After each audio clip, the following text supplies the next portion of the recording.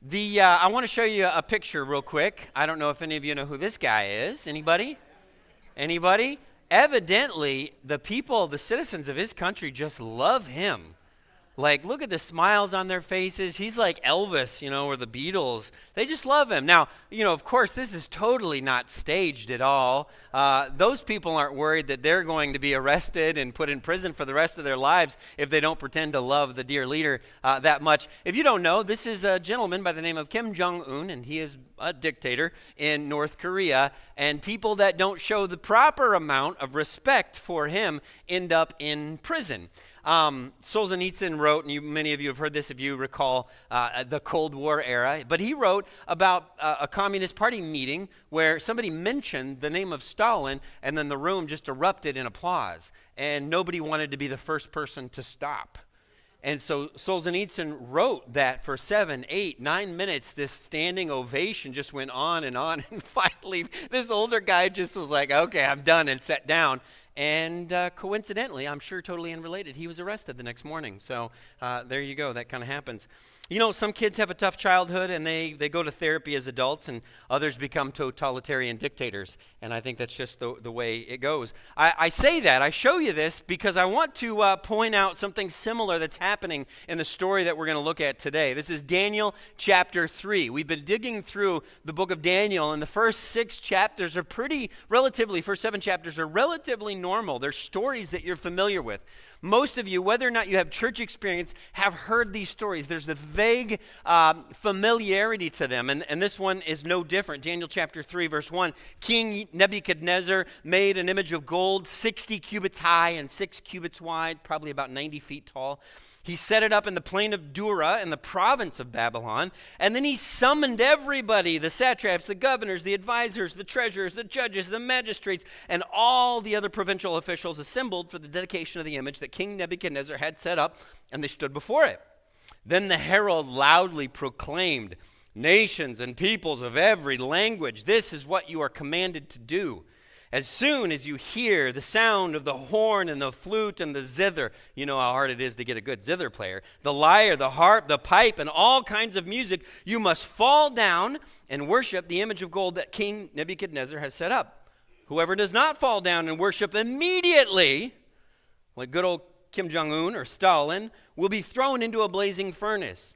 Therefore, as soon as they heard the sound of the horn, the flute, the zither, the lyre, the harp, and all other kinds of music, all the nations and all peoples of every language fell down and worshiped the image of gold that King Nebuchadnezzar had set up.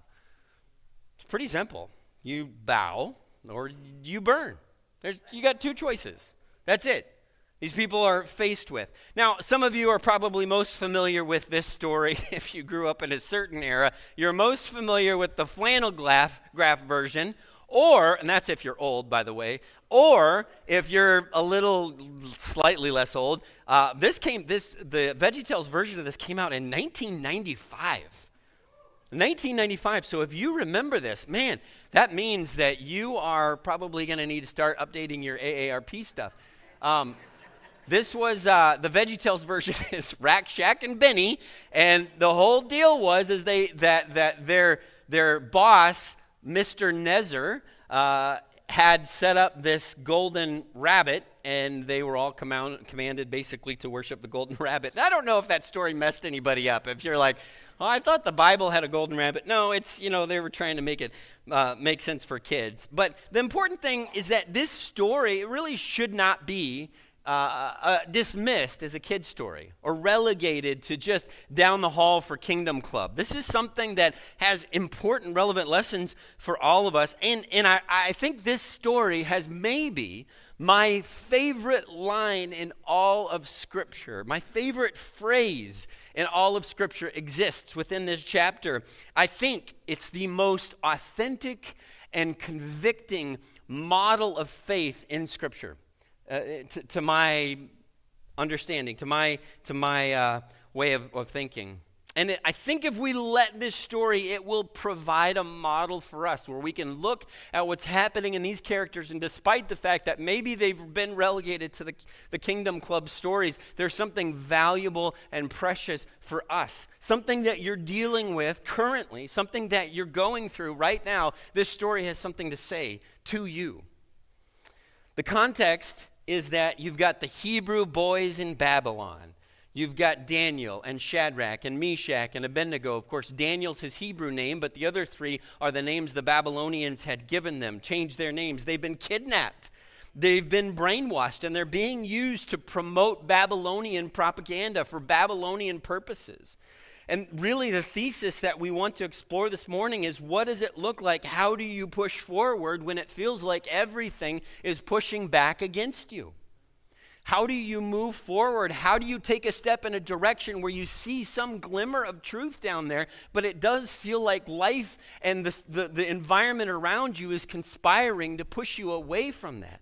You want to pursue that thing. How many of you have said, I want to read scripture, I want to pray, and then the first thing you do is open up your phone, and even without thinking, you scroll or you navigate over to the Facebook, or the Facebook, how old am I? You navigate over to... I did exist before Facebook. You navigate over to Facebook or Instagram, and all of a sudden you're like 30 minutes in, and you're like, oh, I didn't want to do this. How do you push forward when it feels like so much of life is conspiring to push backward? It's like going into U.S. Bank Stadium when the crowd is exiting. It's like being a Vikings fan evidently here on Sunday morning.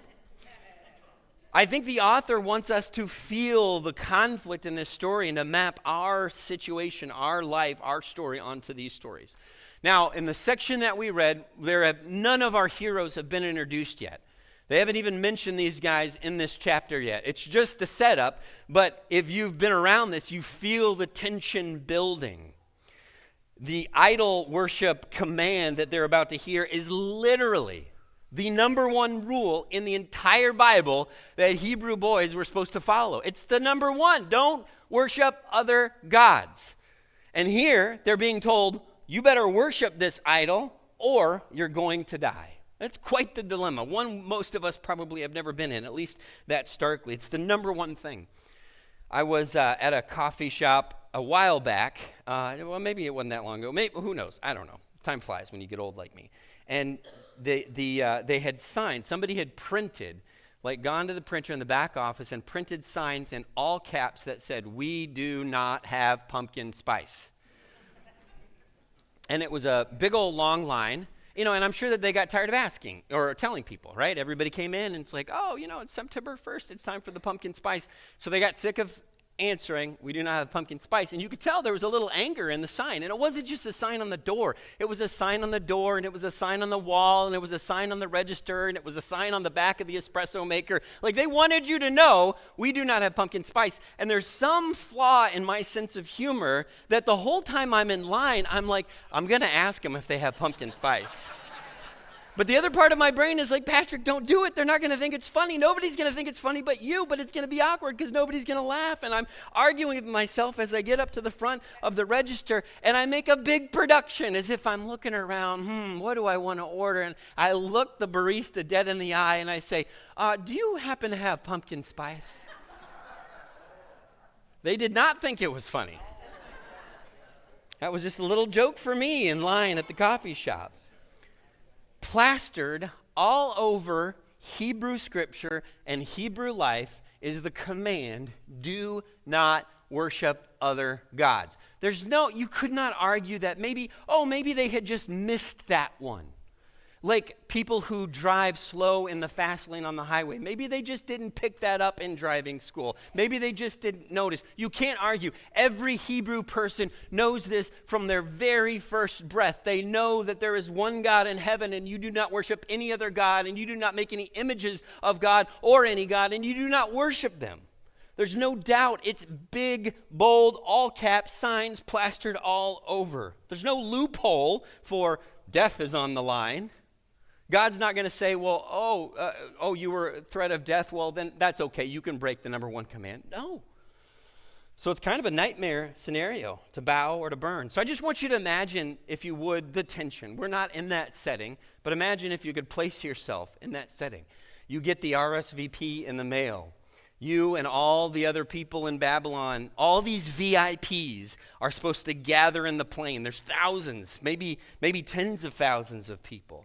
You hear the instructions from the herald, what you have to do and what the consequences are if you don't do it, because you know how totalitarian dictators are. They're pretty suspicious somebody's not going to do it, so there has to be a penalty. There has to be a threat of death. Every instrument known to man, the text wants us to know, it says it several times. Every instrument is there, blasting music, and that's the signal everybody's supposed to drop. When I got to travel to Edinburgh last year with my parents, we happened to be there right when they were hosting the military bagpipe festival. And you could hear it. It was happening sort of right at the front of the castle, the Edinburgh Castle, which is up on this cliffside. It's just this impressive thing. But you could hear these bagpipes. Bagpipes aren't known for being soft, quiet music. You know, nobody plays bagpipes to their kids to get them to sleep at night. And these bagpipers and drum corps were at the entrance. I wasn't there, but this is the picture of it. And so we were outside the castle, and you could hear that.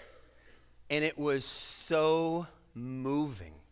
I was one Braveheart speech away from joining the Scottish military and saying, sign me up. I'll do whatever you want me to do. It's so like, wow, you totally feel it. And as these guys were exiting and the drum corps playing and some of the guys, it's just like, wow, I will follow you anywhere. It's so cool. It is so cool. And I imagine on the plain of Dura with this giant statue and all the pomp and circumstance that the most powerful person, the most powerful empire in the world could draw out. It felt pretty motivating. And then you and your buddies are standing there and everybody drops to the ground and you're just like looking around. What do we do? You're standing out. Some of you might think, wait, I read the story and it doesn't mention Daniel. It just mentions the three, Shadrach, Meshach, and Abednego. Where was Daniel in all this? But if you recall, at the end of chapter 2, it says Daniel was hanging out at headquarters, in the capital, and these three were drawn out to the plain. So I'm not thinking Daniel was one of the ones bowing, but everybody else around them were just, and now you're standing there hoping you get by with this. Daniel chapter 3, verse 8. At this time, some astrologers came forward and denounced the Jews. It's kind of interesting because it seems as if maybe they were going to get away with it. Maybe nothing was going to happen. Maybe Nebuchadnezzar didn't notice. Maybe his eyesight wasn't so good. I bet you these guys stood way in the back. I bet you they were hoping to get away with whatever was happening. One time, this probably happened more than one time, but at least one time when I was growing up, I noticed that my sister's eyes weren't closed during the prayer for dinner when the family was gathered around the table. And because I'm so concerned about her spiritual walk and her reverence for God, I wanted my mom to know Katie's eyes weren't closed. I just want you to know that. Not that I want her to get in trouble or anything, but I mean, her walk with Jesus is probably at stake here. And my mom, this is a classic parent thing. I think all parents have done this at some time or other. My mom says, how did you know her eyes weren't closed? What are you, Perry Mason, Mom? Nobody likes a tattletale except for despots and dictators and totalitarian regimes. They like the tattletales because you can raise your standing by bringing others down. I'm so glad things are different now. Now, the storyteller in Daniel chapter 3 doesn't tell us, he doesn't tell us directly that the boys stayed standing. He tells us through the lips of this person telling on them, trying to get them in trouble. He just tells them that they got told on. Now, I want you to consider, though, just the scenario that's happening here. I think this is pretty interesting. So these three guys, Shadrach, Meshach, and Abednego, they didn't get the RSVP. They didn't hear the announcement of what was going to happen and say, well, forget that. They didn't form a protest. They didn't make signs and march around. They didn't get people to sign a petition saying, no, we can't do this. There's strength in numbers. They didn't try to change the laws. They didn't even try to get anybody else around them not to bow. They just didn't participate. They just didn't do it. And I want us to consider just briefly the power of non-participation. When our world, when our environments are pushing us to do something, how powerful it is to say, I'm not going to do that. How hard it is to say, I'm not going to do that. Some of you will remember I showed this picture earlier this year in a sermon. It's just the one guy in this crowd at a Nazi rally where Hitler's speaking. It's the one guy not giving the Nazi salute. Just one guy. And you look at that picture and you're like, man, I wish if I were in that situation, I would be that one guy. The power of non-participation. Think of all the soft participation situations we're placed in. Soft participation. You didn't instigate. You're not doing it. You're not in charge. You're just kind of going along and not making much fuss. How about to laugh at a joke at someone else's expense? I mean, you don't want to laugh. You don't think it's funny, but it's going to be awkward if you don't. If you scold them for making that joke, I mean, that doesn't, what do I do? Or how about the invitation to participate in something that makes you uncomfortable and uncertain, but you don't know how to say no?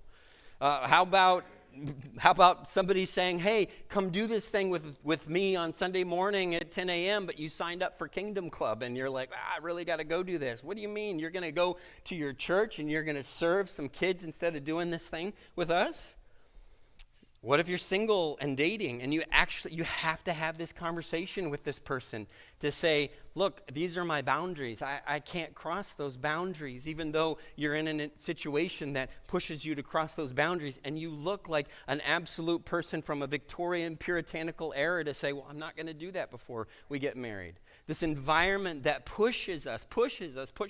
How often, and we've been there too, but how often do so many people talk about doing something they didn't want to do, but they just sort of went along with it because they didn't know how to get out of it. It felt awkward, and they end up finding themselves in circumstances they do not want to be in just because they didn't know how to say no. It's the power of non-participation, because not participating feels judgmental.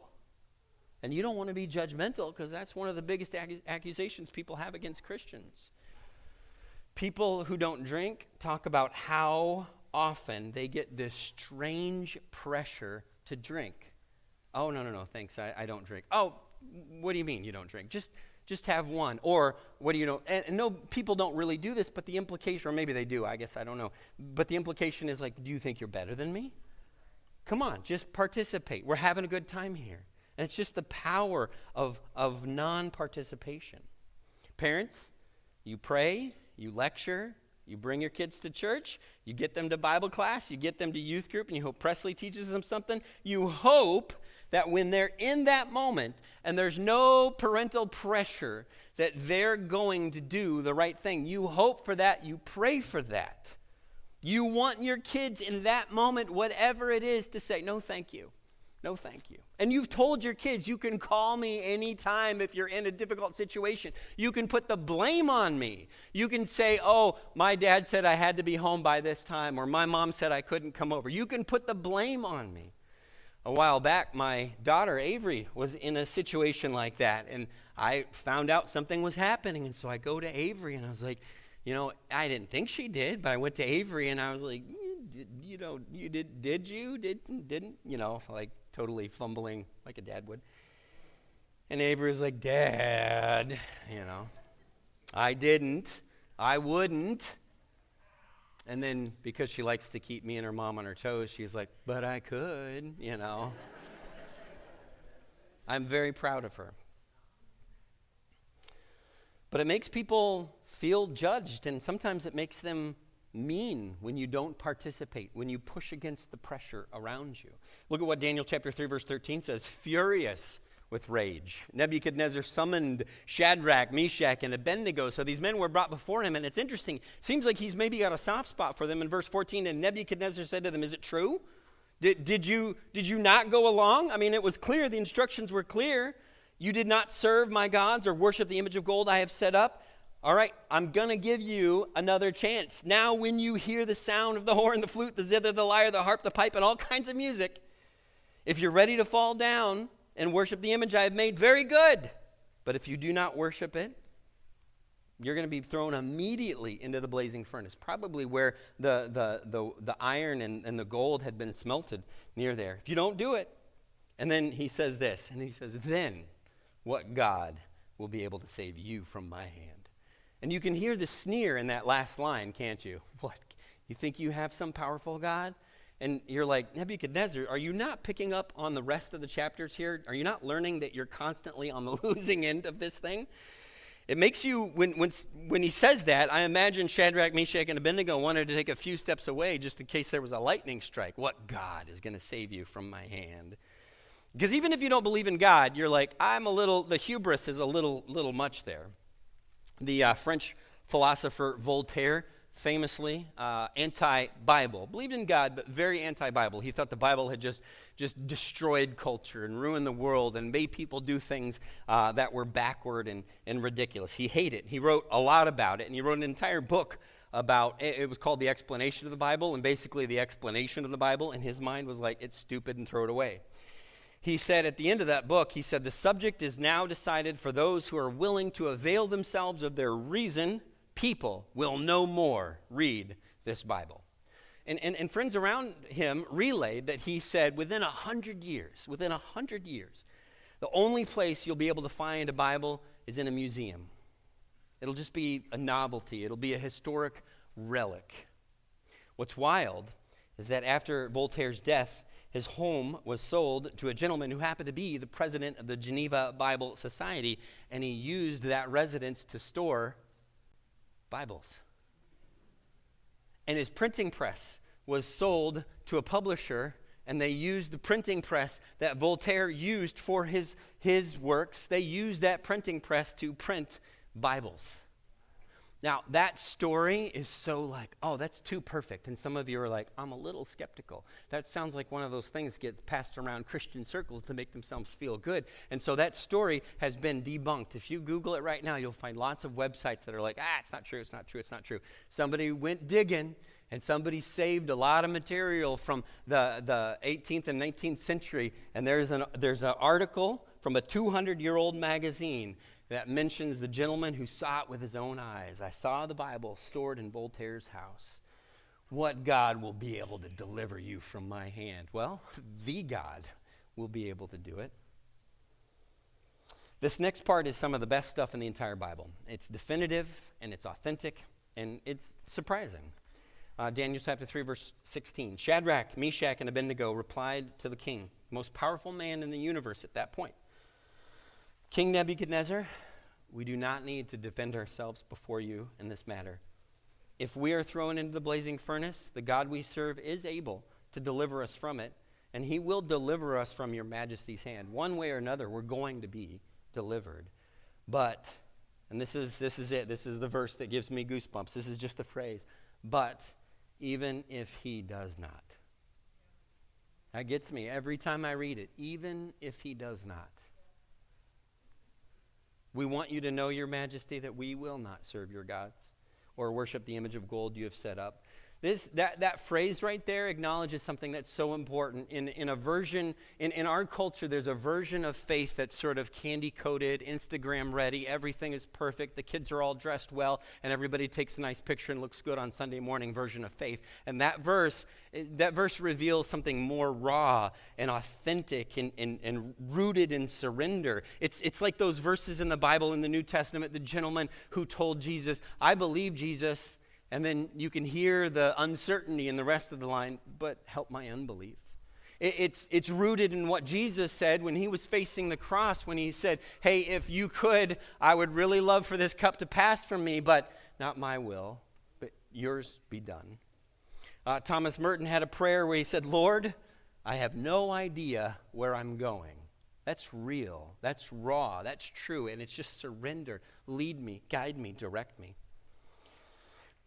Sometimes, because of difficult things that you're going through in life, some of the songs that we sing on Sunday morning are hard. They're even hard to hear. They're hard to hear other people singing. It's hard to hear the words to Victory in Jesus if you feel defeated. It's hard to hear. I love the song Goodness of God, and I hope we sing it all the time. But it's hard to hear You Have Never Failed Me if you feel like I'm not sure where God is right now in this moment in my life. It's hard to hear Blessed Assurance if you do not feel blessed or assured. It's hard. And sometimes you're in a place in your life and you walk into the church building and you're just barely here. You're just barely walking through the door, and some happy-go-lucky person like me is like, I'm excited to see you. And you're like, well, I'm not excited to see you. And then you come into this room and we're singing all these happy songs and you're like, I feel none of these. I'll mouth the words, but I can't hardly bring myself to sing them because it doesn't feel real. It doesn't feel authentic. It doesn't feel true to what I'm going through right now. It's hard. And that's why I love verse 18, because faith is not having confidence in a positive outcome. Faith is not saying that life must be perfect. Faith is just absolute surrender. My life is not what I want it to be. Nevertheless, your will, not mine, be done. My life is not where I want to be, but even if it is not, I will still serve you. That's what faith is. Faith is not following God when it is good. It is following God, period. Daniel chapter 3, verse 19. Now, there must be tremendous freedom when you can say that, when you can step across that sort of faith threshold, when you can say, the most powerful person on the planet has nothing to hold over me. That's got to be freeing. That's got to feel pretty good. But it is going to make that person very angry. Verse 19, then Nebuchadnezzar was furious because he had used every tool in his arsenal to get them to comply with what he wanted. You need to bow before my idol. You need to serve my kingdom. You need to love me. And if you don't, I'm going to kill you. And even at that, these guys would not do it. And he was furious. His attitude towards them had changed. So you can see, maybe he was thinking, I like these guys. I want things to be good. He ordered the furnace heated 7 times hotter than usual. And I'm imagining it's pretty hot. And he commanded some of the strongest soldiers in the army to tie them up and throw them into the blazing furnace. And the story, the author who wrote this is so interesting. He's so detailed in this. So these men, wearing their robes, trousers, turbans, and other clothes, he's even got their hats in there, were bound and thrown into the blazing furnace. The king's command was so urgent, the furnace so hot, that the flames of the fire killed the soldiers who took up Shadrach, Meshach, and Abednego. And these men, firmly tied, fell into the blazing furnace. And I don't know what was going through their minds, but I imagine they were maybe thinking, I kind of hoped this would go differently as they're falling down. I really thought that maybe there would be a different outcome. I really thought that maybe this could be a cool story that somebody could write someday and put in the Bible, and it would be great and everybody would be excited. I didn't think we were actually going to make it into the furnace. I don't know what they were thinking, but I imagine it may have been something like that. In the Roman catacombs, where Christians were being persecuted, they would gather among the catacombs is where they buried bodies, and they would gather and they would do their church service in that setting, dead bodies around them. And some of the Christians who are more artistic turned to trying to fix the place up a little bit and make it a little bit more homey. And one of the things that they often do is they would draw pictures of Bible stories on the walls in catacombs. And this picture, particularly this one here on the right, is in Priscilla's catacomb in Rome. And it's someone who's reminding themselves as they're worshiping under the threat of death in the Roman Empire, different empire, but same outcome, worshiping under the threat of death, who should we remind ourselves of to remain faithful, to be true, to stand for God? And they remind themselves, and they draw the 3 men, not facing Nebuchadnezzar, but they draw the 3 men in the fire. Daniel chapter 3, verse 24. Then King Nebuchadnezzar leaped to his feet in amazement and asked his advisors. This is interesting because I just want you to see this, and I want you to know that the author of this chapter is writing things down, but he's looking at the reader. He's looking at us. He's not just saying, hey, I'm conveying information here. I want you to tune in to what he says. Weren't there 3 men that we tied up and we threw into the fire? They replied, certainly, your majesty. He said, look, I see 4 men walking around in the fire, unbound and unharmed, and the 4th looks like the son of the gods. Putting those words in Nebuchadnezzar's mouth. Very interesting. What's happening here? And theologians have argued and debated about this for centuries. But what is happening here? They're in that terrible, awful, horrible, no good situation, but they are not alone. They're going through an incredible difficulty, but they're not going through it without God. They're going through it with the great I am, the God who said, I am with you, Emmanuel. That's very interesting to me. Daniel chapter 3, verse 26, Nebuchadnezzar then approached the opening of the blazing furnace and shouted, Shadrach, Meshach, and Abednego, servants of the Most High God, come out, come here.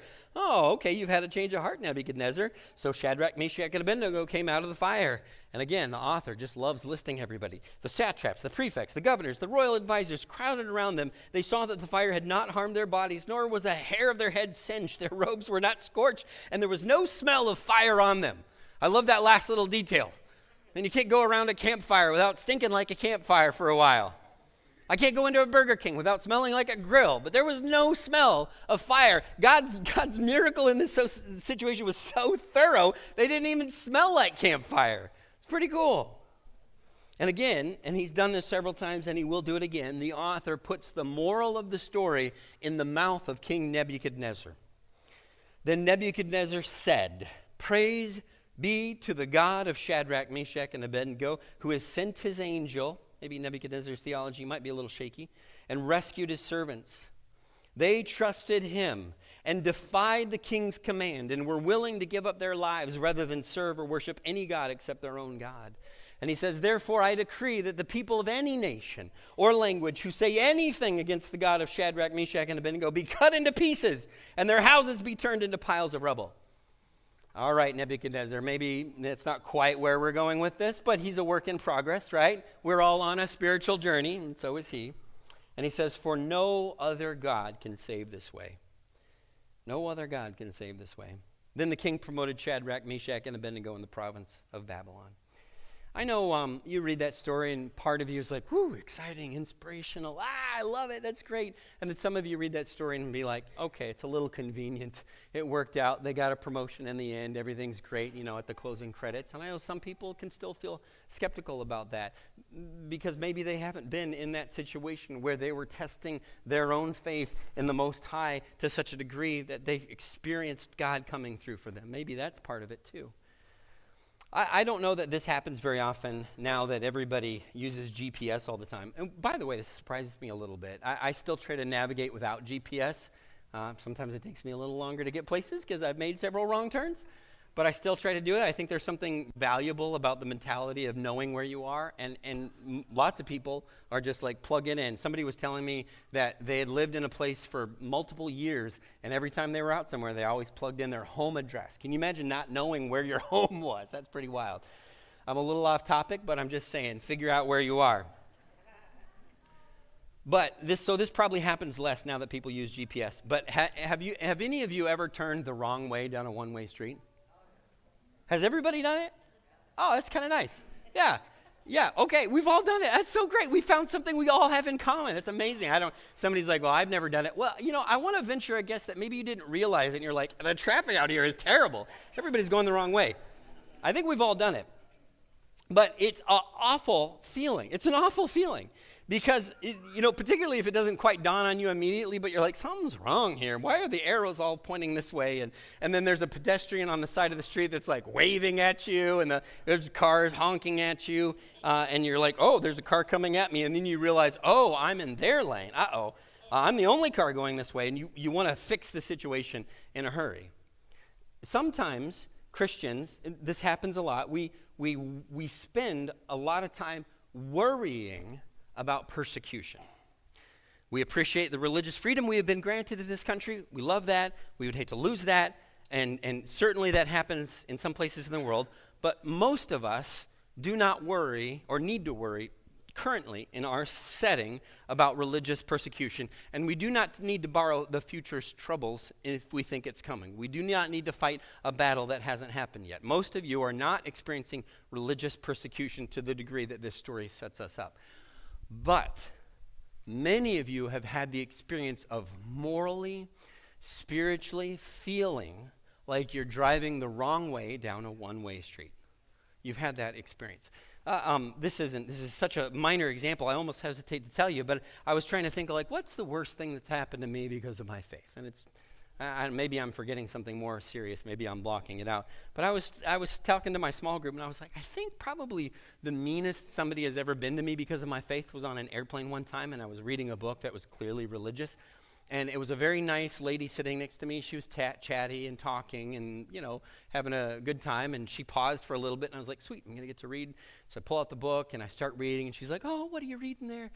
She was an older lady. I just have my older lady impression. What are you reading there? And she says, and I showed her. I was like, oh, it had the book had the title Church or Jesus or something in it.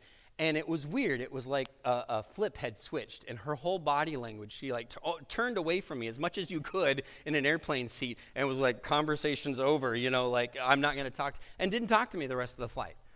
Is that persecution? No. She was worried I was probably going to tell her about Jesus. I don't know. But it certainly wasn't persecution.